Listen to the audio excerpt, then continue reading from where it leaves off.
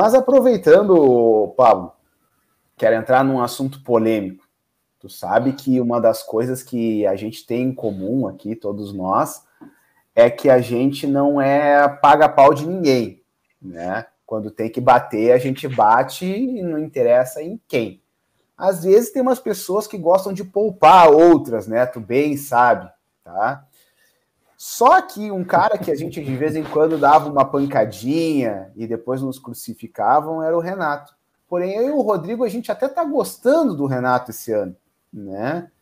Em outros momentos a gente já foi bem mais crítico dele. Esse ano a gente achou que talvez seja uma das melhores passagens dele aqui, né? Com exceção, claro, 2016, 2017 é inigualável. Mas aí eu queria te perguntar, cara, o que tu tá achando do Renato no comando técnico do Grêmio ali para esse ano? O pessoal tende a achar que eu persigo o Renato, né? Mas eu persigo todo treinador, na verdade, que não faz aquilo que eu acho que deveria fazer. E basicamente o que eu acho que ele deveria fazer é fazer o Grêmio jogar bem e ganhar.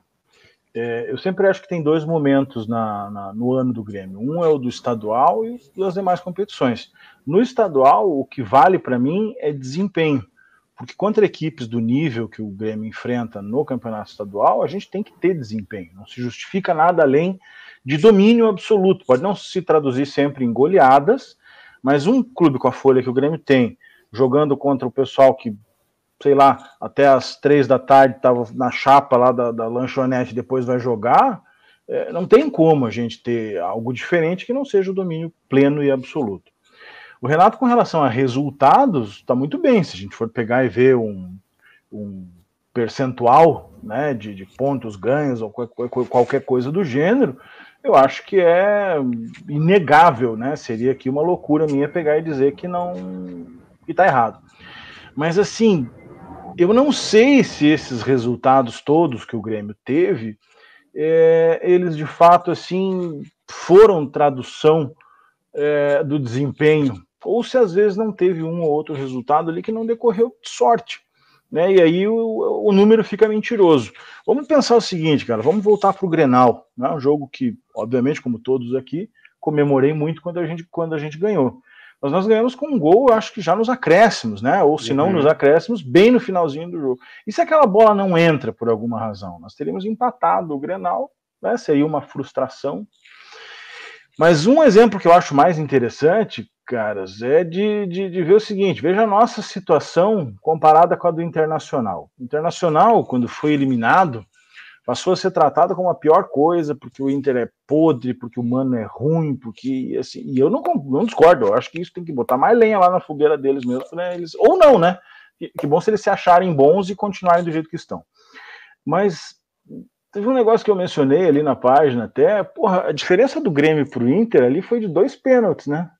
Se a gente tivesse, de repente, perdido naquela decisão dos pênaltis contra o Ipiranga, será que a gente estaria agora dizendo, não, o trabalho do Renato de fato tá bom, porque não sei o quê? Então, assim, resultado importa, é óbvio que importa, mas quando a gente está analisando, né, e aqui eu tento fazer esse fechamento, quando a gente tenta analisar resultado com desempenho, que é o que a gente precisa nesse tipo de competição, eu acho que o trabalho não é maravilhoso. Contudo, entendo que não é muito viável a gente substituir o treinador agora. Pense bem, a gente tem simplesmente o maior ídolo da história do clube, isso não tem como questionar, com um percentual de aproveitamento bastante alto, em vias de, eventualmente, ou muito possivelmente, ser campeão gaúcho. Como é que se troca um treinador desses? Então não tem como trocar.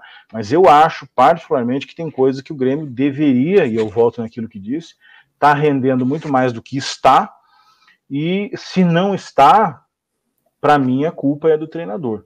É aquela menção que eu fiz também recentemente.